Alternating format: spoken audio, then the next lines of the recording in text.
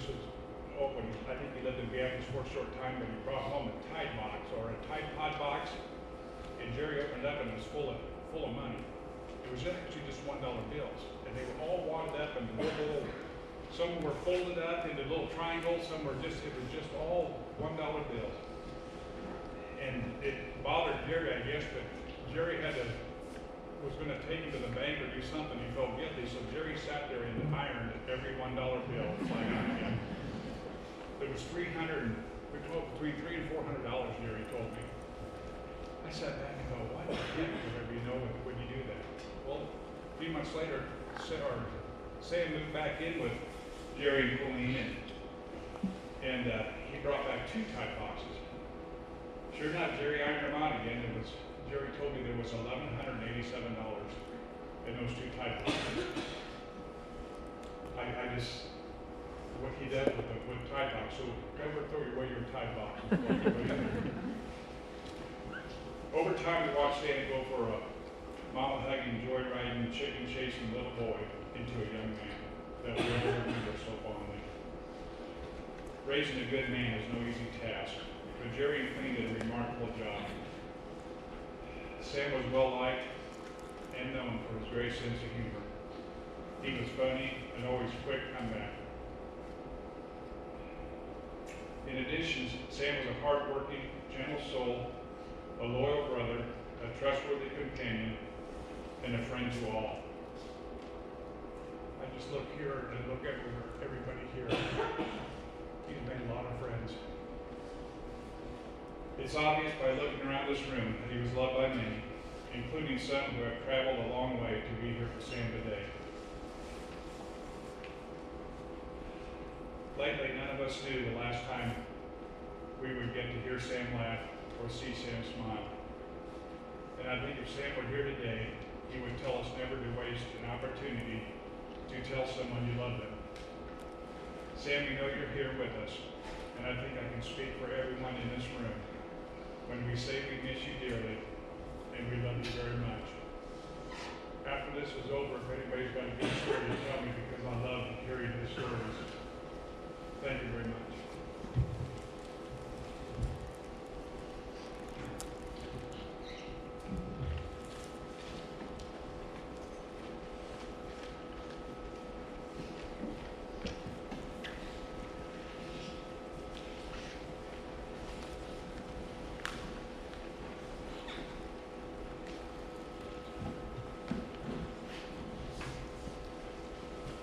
I'm so glad I didn't have to talk right after that video, because it's taken about everything I got to hold together right now. I love that boy just like all of you do today, and I thank you for being here. But I want to ask you, have you ever been out to the Lindsay Place? It's just outside of town here. Yellow house with a barn, a big shop, fruit trees, tractors, a fishing pond. Pretty typical little place. But you know what? It smells like boys. Yes, boys. So much so that in our family, it was often compared to a bunkhouse. Not a lot of frills, not a lot of candles, perfume, or drama. Just Colleen and her menfolk. Just meat and potatoes, hot dogs and chips, ball uniforms, dogs, chickens, fishing poles, the toilet seat always up, a motorcycle in the shop, a little grease under their fingernails, and boots on the back porch. And inside that house, there were 2 boys that could not have been more loved. The oldest one, Seth, has the prettiest smile, the curliest hair, well, he used to, and a heart of gold. The little one was a tow-headed blonde named Sam, who could smile and warm your heart with the biggest grin. And then when this aunt wanted to gather him up in her lap and kiss him, he would burp in my face and think it was funny. That Sam I am was downright ornery, competitive, playful, cocky, and funny. Let me give you an idea of what I mean. Car seats for little kids came into law when Sam was a toddler, and he did not like to sit in his car seat. When Colleen would get ready to put him in the car, he would freeze up, stiff as a board, so Colleen could not get him loaded. And so she'd have to poke him in the stomach to get him to bend so she could get him in the car seat. I remember going to a t-ball game on the small Plymouth ball field on the west side of town, and Sam had a solid hit out to center field. He ran to first base, and then he went on to second base. The coach waved him on to third base, and there he knew he had a home run. And he turned around and finished running backwards towards home plate. And he made it. At home, in the yard, they would have a friendly little game of baseball. Jerry would break a stick into 4 pieces, and the 2 big sticks were on a team, and the 2 little sticks were on a team. Sam would get so mad when he was on Mom's team.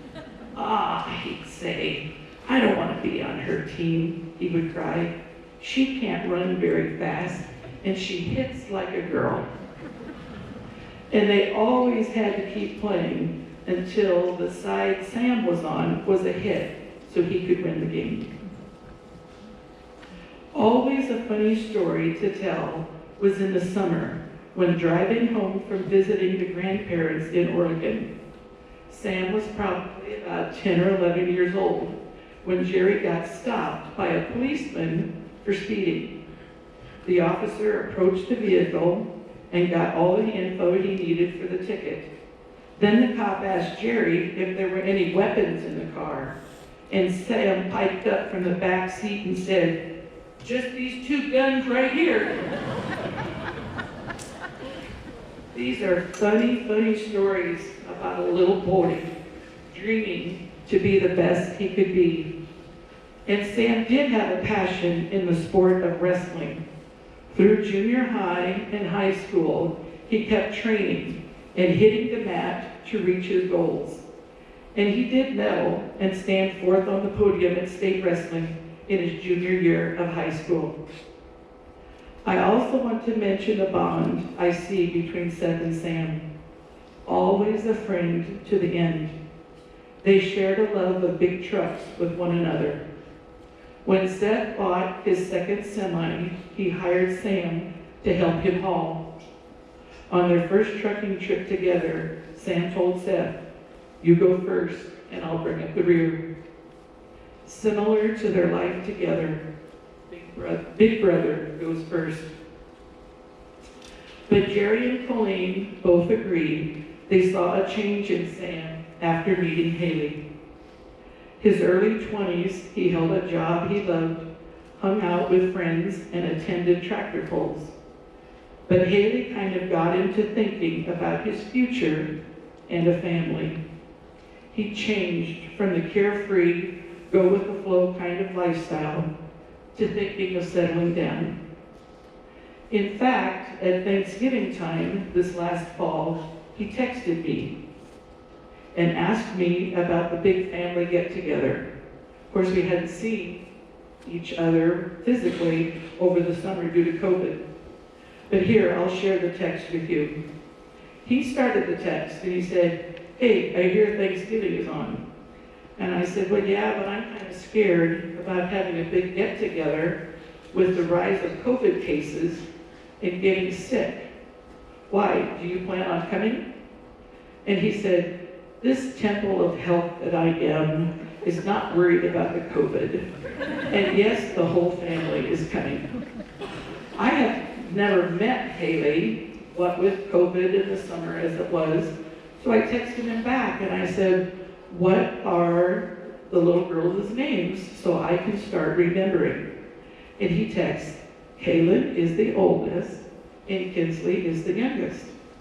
And I said, and what's their mom's name? And he texts, Haley is my girlfriend, and my name is Sam.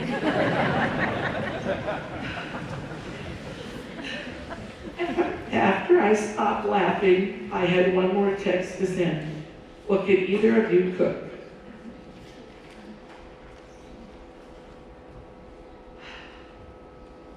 It has been said that love makes the world go round.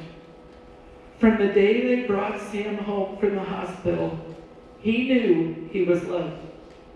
He knew he was in a safe place full of life, laughter, and love. His parents, brother, grandparents, aunts and uncles were everywhere. And classmates, team members, and friends added to the mix to give Sam a rich and happy life. Now comes Haley. Haley and her girls were the icing on Sam's cake. That little bit of sweetness to make his life complete. Their time together as a family was too short to finish all they wanted to do in life. And for that, we ask God to comfort us all in this room today. And for those who are not with us today. Grief never ends, but it changes. It is a passage and not a place to stay. Grief is not a sign of weakness, nor a lack of faith. It is the price of love. I pray today for peace and happiness for Haley and their girls. I pray for Sam and Haley's unborn child. I pray for Jerry and Colleen and Seth and Corinne and Emmett.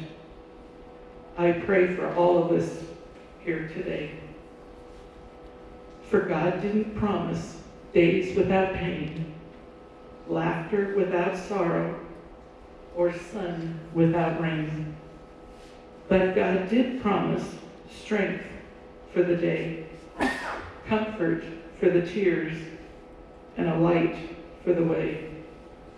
And for all those who believe in his kingdom above, he answers their faith with everlasting love. Rest in peace, Sambo.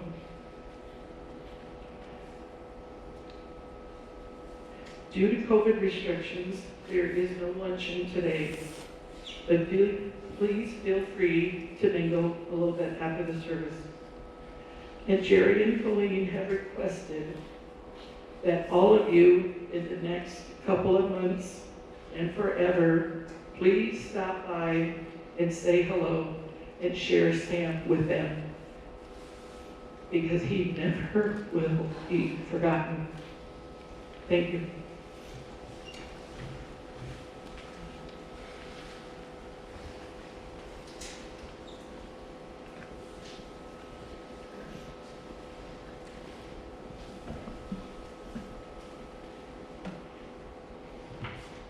I just want to close. I was with Jerry and Colleen and Seth the other night, and I've seen Seth's strength, and I so admire it. Keep it up. And Colleen shared that she raised a couple of boys, and all there was in the house were tractors and trucks and dirt. And now she's got two little girls with pink and glitter and dresses, and she absolutely loves it. And Haley will be a key to healing of these two. Let me close this with a prayer. Father, I do ask that you will take us from here and grant us your peace. Heal, guide, direct, comfort, all of these things that we all need, particularly Jerry and Colleen.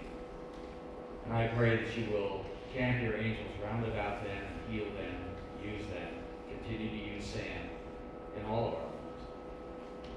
I thank you, Father, and I pray that you will take us from here and bring honor to yourself. In Jesus' precious name, amen. You're encouraged to hang out. They'll probably play the video again if you couldn't see it, so, read one another, have a good time.